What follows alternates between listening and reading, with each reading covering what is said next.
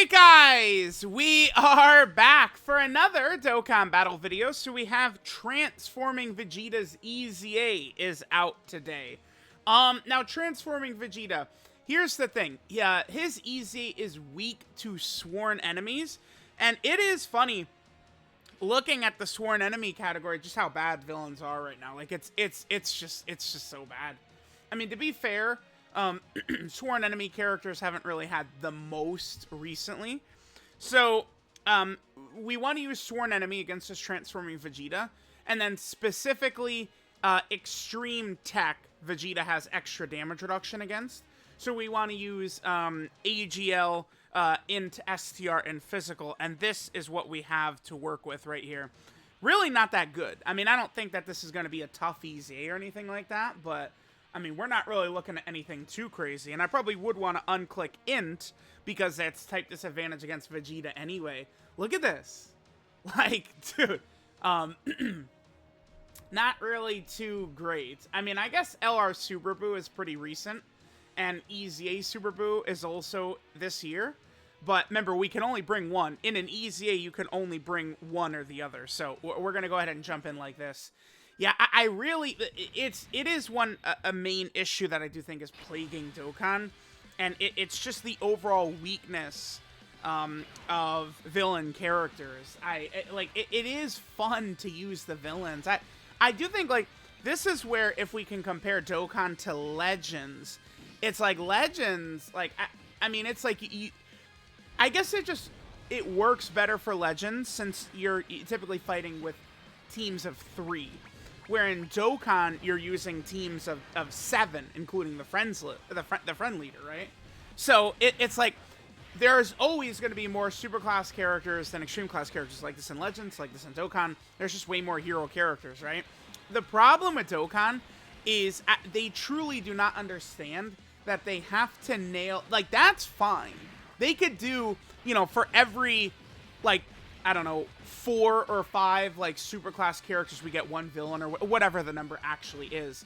That would be okay, but they would just have to start making these villains significantly stronger. That's the problem. They give us villains, and it's like, you know, like Turles, where it's like he's okay, right? Or it's like Super 17, where it's like, I mean, they are okay, but they've got a lot of shitty restrictions, which make the unit not fun, right? Like, Dokkan needs to just really start nailing some of these villain characters. I do feel like in 2022, they were doing a good job.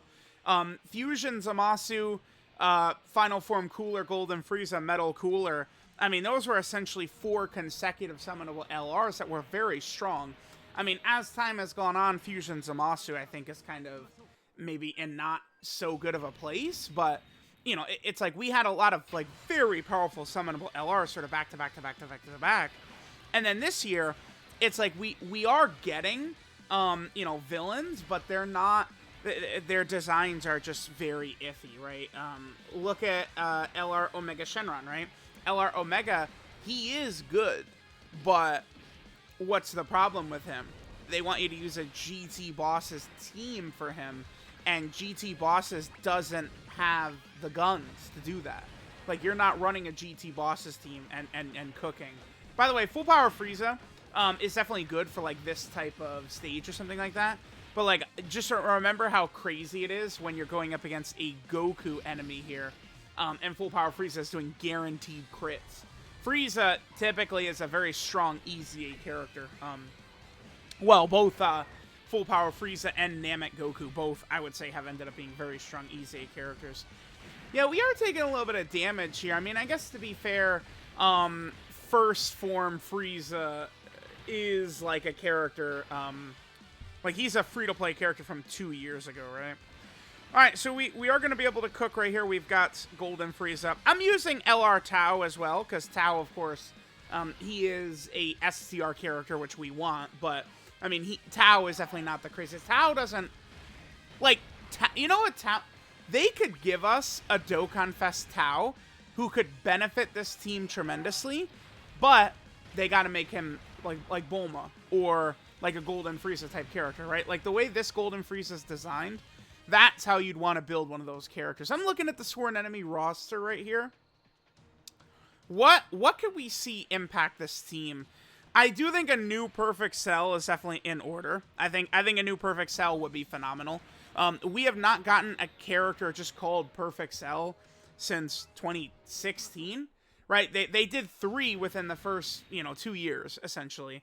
The Tech, Int, and STR Perfect Cells. And then they've, like, never gone back and given us one since. Let's do this right here. So we're not going to get the guaranteed additional from Full Power Frieza. But we are going to maximize our links right there. So that's going to be Full Power Frieza with, I think, 6 out of 7, or it might be 7 out of 7 right there. But I do think we could get, like, just a strong Perfect Cell. I do think in Perfect Form Cell, like the EZA, he's probably still decent enough. Like, he's an effective enough character to where, like, he could still be good. If there was, like, a really dominant, just, like, Perfect Cell we could link him up with, I think that would work super well. Demon King Piccolo is one of the probably top 5 characters that need a Dokkan Fest the worst. Like, like, him and Baby are the 2 that immediately come to mind. I think Super Saiyan Vegeta from the Android Saga is another one.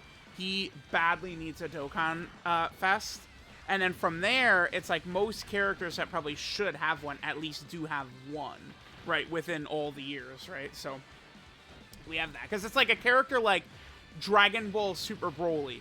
We desperately need him to get more units, but, like, he does have a Dokkan event. It's just, I mean, his Dokkan event now at this point is 5 years old.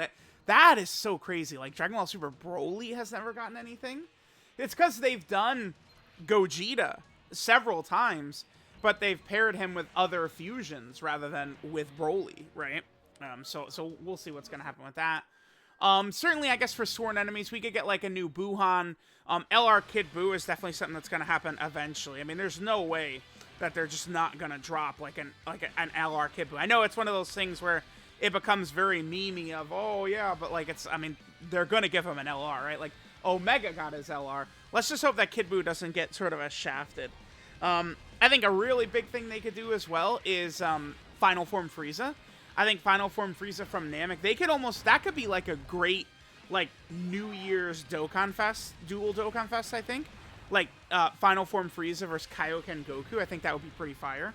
I mean, we have had sort of, like, a lot of, like, base form Gokus, but I think a Kaioken Goku could work pretty effectively, again, to sort of work well with a lot of those base form Gokus they've given us that are super good. That would be good, right?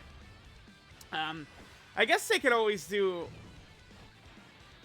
You know what would be a cool celebration, actually? Would be if they would give us, like, the Otherworld Warrior stuff. There's a lot I feel like they could do with, from, what is it, like 5 or 6 episode arc, right? You have Angel Cell, Angel Frieza, Angel Ginyu Force, Angel King Cold, Pikkon, Super Saiyan Kaioken Goku, and then all of those Otherworld Warrior fighters would be fun for them to get cards.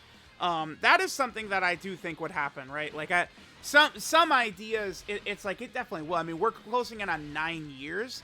I think that could be a pretty fun celebration, where they gave us a lot of those cards, right? Like Olibo and Pikkon and stuff like that.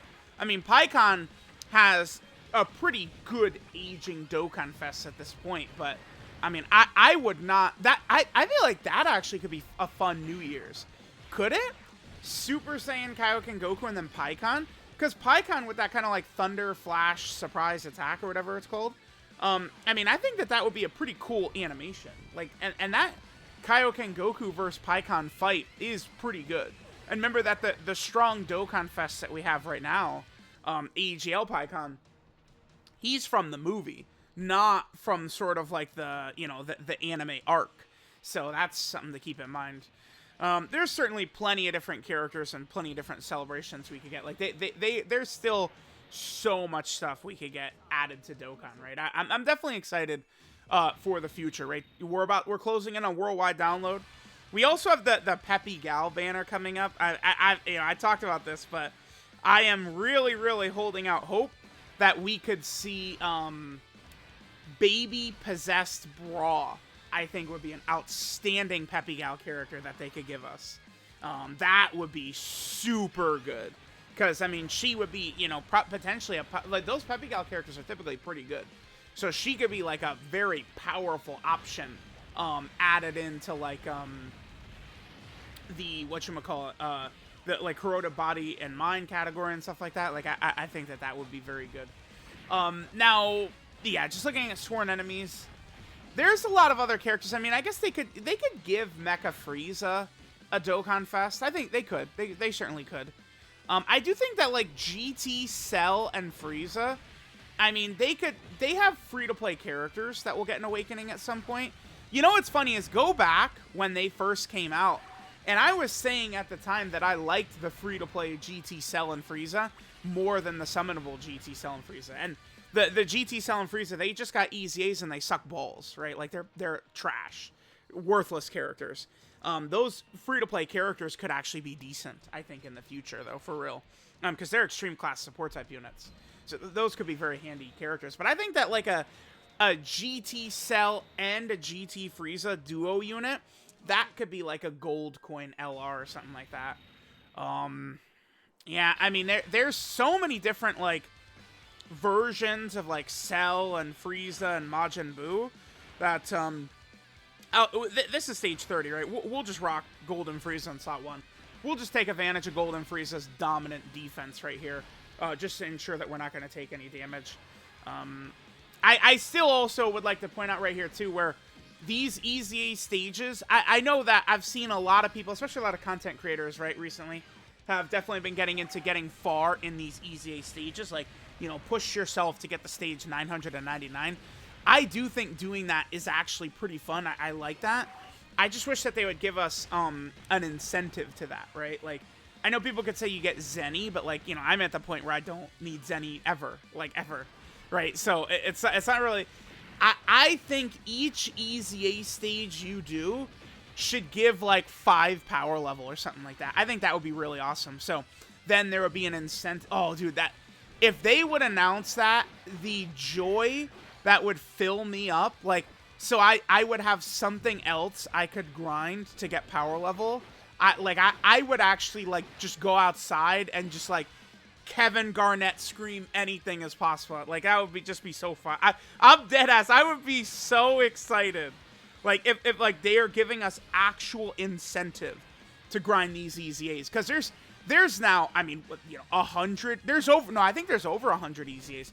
Like, EZA events. There's probably, like, 110 or something like that. Because I remember, Int God Goku was, like, and then, like, the Battle of Gods, like, EZA event. Those were, like, right around 100. So there's probably, like, 110, 115 EZA events by now. Think of all the stages. It would be so fun. And a lot of those you get to save 999. That would also shake up the power level leaderboards, I'm sure. Because there's a lot of people that, you know, grind to 999 in a lot of these EZAs, but they're not sitting there link leveling all day, every day. So I think that would be really, really fun to see. Okay, so there we go. There is that done. Let me get Transforming Vegeta EZ8, and let's test out how effective this guy is going to be. I think he's probably going to be pretty decent. I don't know how much you'll want to run him against, like, the Metal Cooler Core or something like that. But I think against, like, the hardest fight in the game, Omega, that this Vegeta actually potentially could be decent. So, let me get him done. Thanks, guys, for watching, and I'll catch you guys next time.